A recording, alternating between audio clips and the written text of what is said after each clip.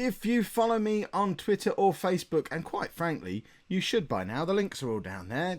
You know, just get me followed. You get breaking news. But if you do follow me on there, you'll already know that the club is once again under a takeover bid. We've got a transfer embargo on again as we head towards the January transfer window, which isn't a big deal because we've got no money anyway. But the big deal that's part of all this, the new potential board have a new manager in mind. Cristiano Ronaldo.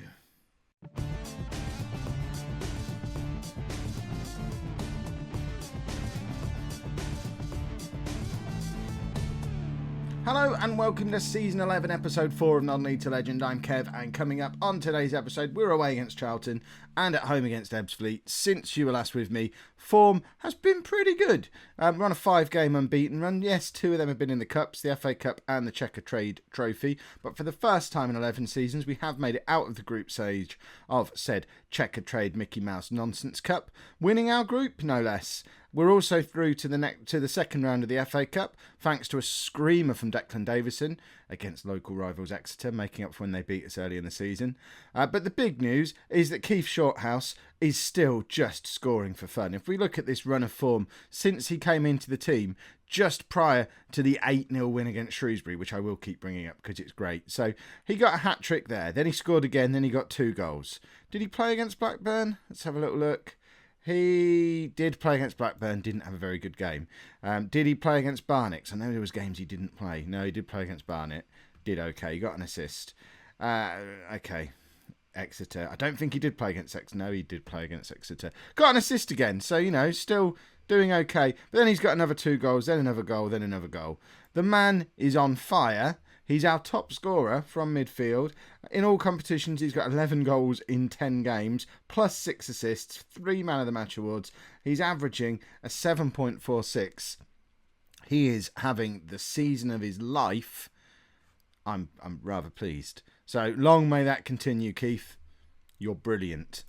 So the team for today's first game, which is away against Charlton. In goal we have Thompson, a back four of Kelly, Fid, Jordan and Niambi, with Fisher, Holland and McBride in midfield. Shorthouse, obviously, in behind Thompson and Dixon. The really encouraging thing for us this season is we have 4 players who are all scoring goals. We've got Shorthouse and Dixon both on 11 goals, and then Thompson and Davison both on 9 goals.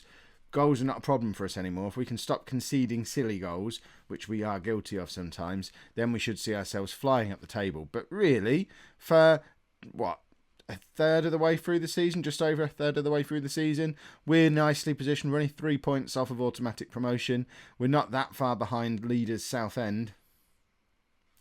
So I think everything is going really rather well at the moment.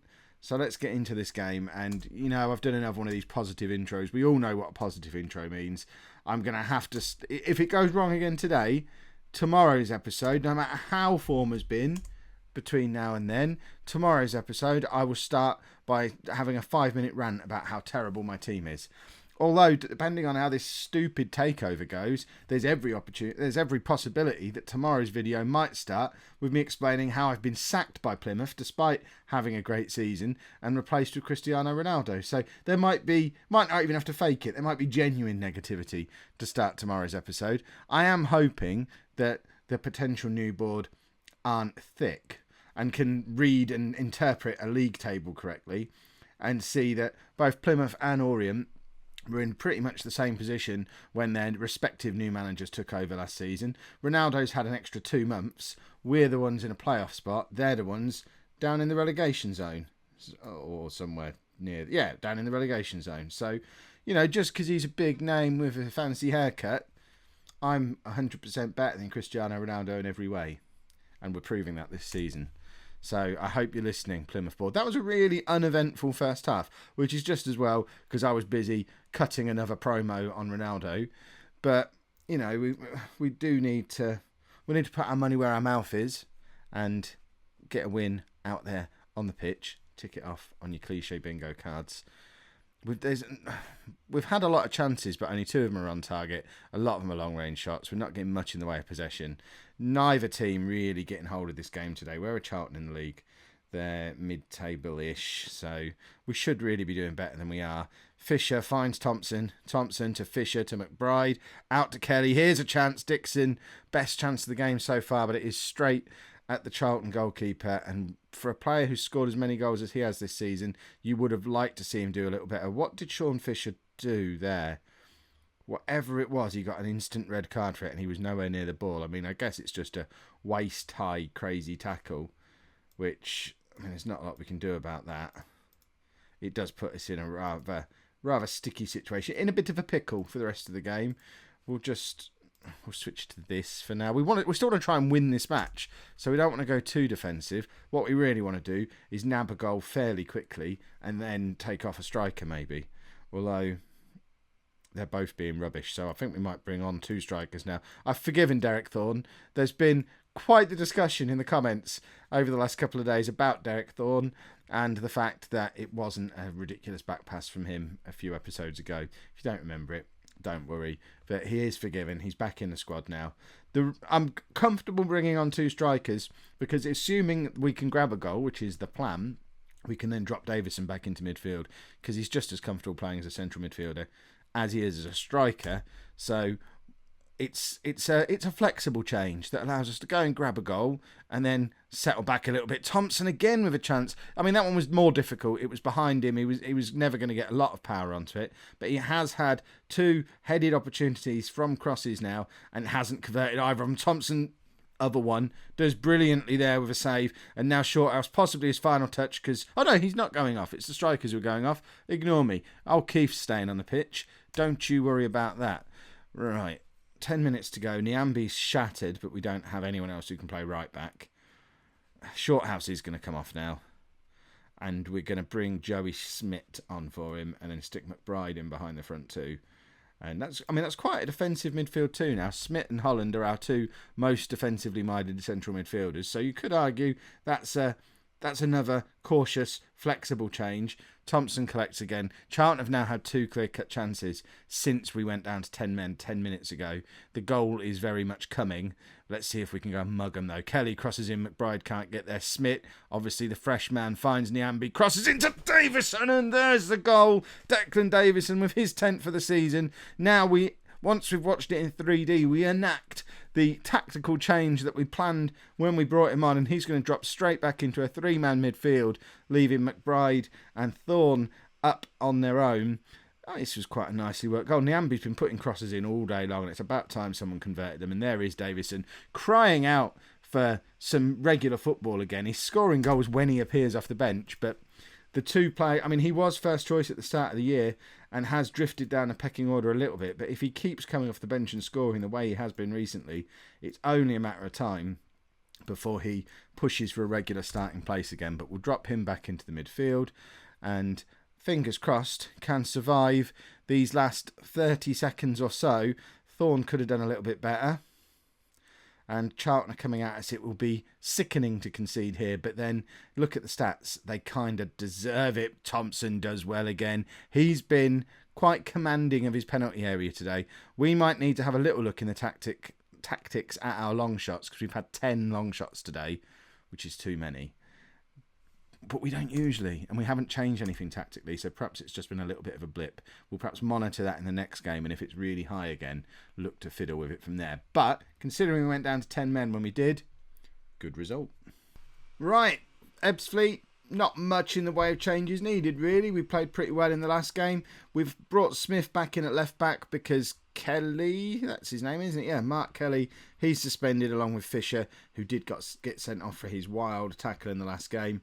Holland and Smith both, in fact, Holland, Smith and Ollie all coming in to that central midfield as we freshen things up a little bit in there. And we are bringing Davison back in up front to play alongside Dixon. So Sean Thompson drops down to the bench. I toyed with the idea of bringing Mike Rackey into the team today at the expense of Kevin Thompson, purely just to rotate a little bit. Ebbsfleet are down in the lower reaches of the division, and we have played a lot of football recently, and it was a bit of a coin toss. We've kept Thompson. I mean, he's in great form. I don't think we'll regret having Thompson in the team. What we might regret at some point is upsetting Rackey by not letting him play and him wanting to leave, or having him become so far from match fit that we get an injury and then he's no use to us. So We'll have to bring him in sooner rather than later. He played in the Mickey Mouse checker trade nonsense, so we've got another one of them coming up soon, I think. So we'll perhaps just stick him in that, maybe in the FA Cup as well. Let's not worry, eh? Smith with the corner. Fid can't quite get there. No one seems to want to get there. Smith chasing back. Loses out to the Ebbsfleet wide player. And Ebbsfleet are coming at us. And Thompson collects rather comfortably and then kicks it out towards the left-hand side where we have precisely 0 players. Nyambi with the throw. Davison nods down to Holland. Shorthouse, Smith and Ollie just knocking the ball around between them ridiculously, but Smith does lose out. It was a bit of an ambitious pass from Ollie in the end, but Smith intercepts. Shorthouse dropping a little bit deep, finds Ollie. Ollie to Davison, to Nyambi. Cross comes in to Dixon, and he really should have scored. It goes over the crossbar. He missed a couple of them in the last game as well. Or was it Thompson? One of them missed a couple of them in the last game. Nyambi is putting in some beautiful, beautiful crosses constantly. And I mean, we said at the start of the episode, we're scoring goals, and we are. We don't need to worry about the goal scoring prowess of our front men, but they're not scoring the kind of goals that our build-up play is creating for them. They're being a little bit more individualistic and bringing goals through. It's the little short passes and through balls from Shorthouse that are leading to most of our goals, when most of our attacks tend to come down the wings with the fullbacks, and we don't really convert them. It's weird. But here is Shorthouse with the opportunity to play a little through ball. In the end, it works its way through to Dixon. We're passing it around nicely again. Nyambi with another chance to cross, finds Davison. Of all of our forwards, he's the one most likely to turn away a chance that tuck away. Don't want to turn away a chance. Tucks away a chance from the wide man. Nyambi and Davison were doing this last season. They did it in the last match, and now they're just picking up where they left off again today. So it's Davison's second goal of the episode. That puts him up to 11 for the season now. Joint top scorer with, I think, Dixon and Shorthouse. I think they're all on 11 now. And it moves us up into the automatic promotion spots with Southend, although we have played a game more than both Southend and Birmingham as it stands right now. But Ebbsfleet are coming at us again. They hit the post. Thompson was well beaten, but Thid manages to get it clear, and we do look like we're tiring a little bit all throughout the team. We're not normally down into the 70s this early on. I think we've just scored an own goal. It is Holland, and it's because he's got a terrible haircut. That's just poor. Ebbsfleet are a relegation-threatened team. Holland under absolutely no pressure. I don't know what he was thinking. That was rubbish. Right, now we've just got to regroup, do it all again. We've got 20 minutes left. We showed in the last game we can turn things around with 20 minutes to go. Dixon's going to come off for Thompson, and we're going to take off Holland because of what just happened.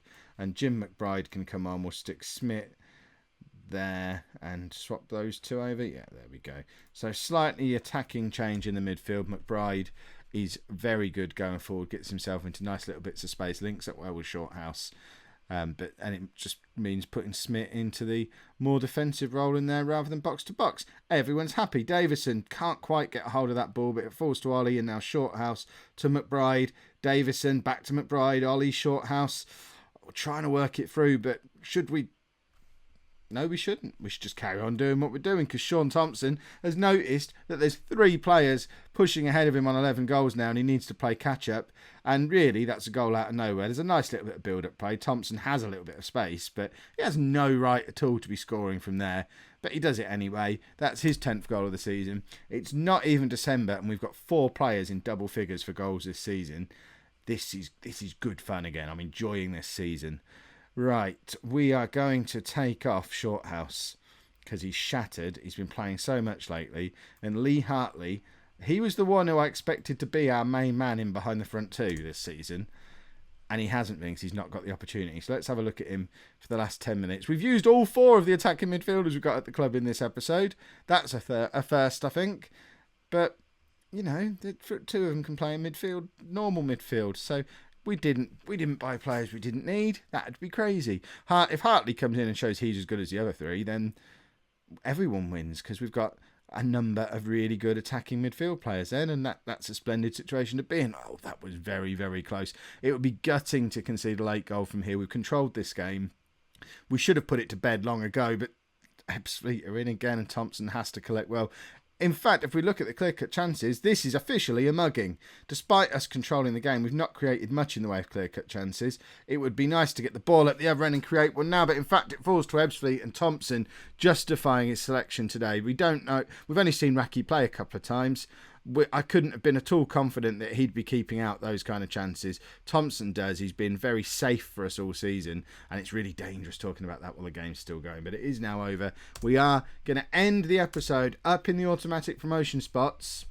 It's all getting exciting. We just need to hope the new board, if they come in, don't do anything stupid. And we also need to hope that they come in before January comes around, because there's going to be some of our players who are going to be subject to transfer bids, and we don't want to have to sell and not be able to buy. That would be troublesome. Posh doing us a favour, thumping, absolutely thumping Southend today, 5-3. This is such an open division this year. We beat top of the table team 8-0.